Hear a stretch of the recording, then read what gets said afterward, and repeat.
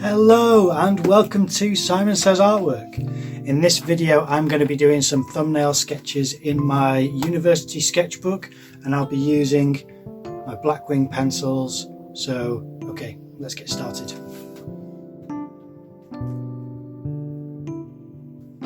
This is my third year university sketchbook. It's mainly been used for thumbnails so far, as you can see. And for this, I was kind of doing a storyboard for an art film. I say kind of because in reality it was more trying to get down ideas based on still images that I could remember seeing from the videos, just so that I knew which clips I was referencing. I wasn't sure if it was going to work, and in truth I didn't end up making this film. It was more trying to see what I liked the look of and what direction the film could take. Some of these clips I do still want to use, but for the film for university it just didn't seem to pan out, so I ended up developing a bit of a different idea. But all of these images are definitely good references for me to remember what clips I've seen and what I can possibly use. To do this I used a combination of the Blackwing 602 and the Palomino Blackwing. I should really incorporate more pencils into my sketches, but for thumbnails it doesn't really matter as much. It's just that the Palomino Blackwing is much darker, so I go back in afterwards to get the really dark shadow like I'm doing here, and I start off with the 602 so that everything is a mid-tone, except of course for the areas that I avoid.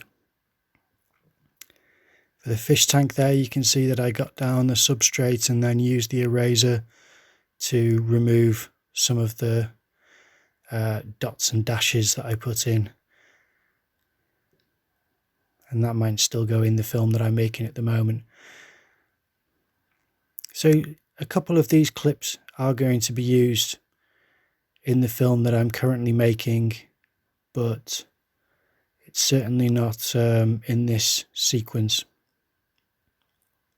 And it's still quite early stages, even though it should be further on than it is. That's because of complications with the course and miscommunications that I've suffered, unfortunately.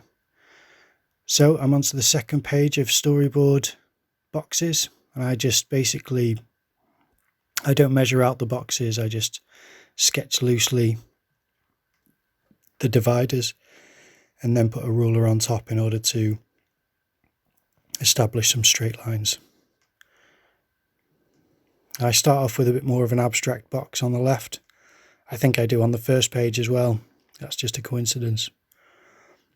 And then I develop it as I go along, and you still won't be able to tell what it is, but it's that box on the left there is something which I'll recognise,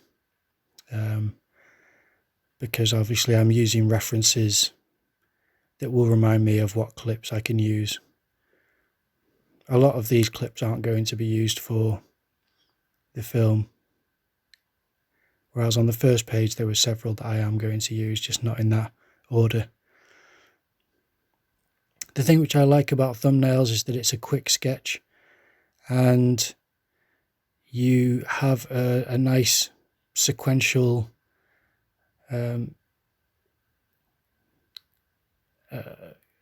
sequential boxes of images and thoughts, which I always like the look of. And I like it with finished pieces as well, where people have made several pieces and they all go together and they just seem to complement each other. Some of the images that I'm drawing here are from events that have just occurred, and others are from times where I can't even find the video that I'm thinking of, like the bin that I'm sketching here. I know that I've got the video, but I can't find it at the moment. it's nice to try and get down your thoughts this way. It's fairly quick. Obviously this is a sped up time lapse, but it's still a fairly quick process. So yeah, that's what I did. And I might end up doing more like this and maybe mixed media. Okay, so that's the thumbnails done. Now I quite like how they look, even though they're a bit rough. That's what thumbnail sketches are like. I put a bit of writing in between the boxes just so that I can keep an eye on what I was trying to communicate as far as a narrative and the motion of the actual footage, how it's going to go from frame to frame. I hope you enjoyed the video. If you did, please leave a like, comment down below, subscribe to the channel, press the notification bell, and I will see you in the next video.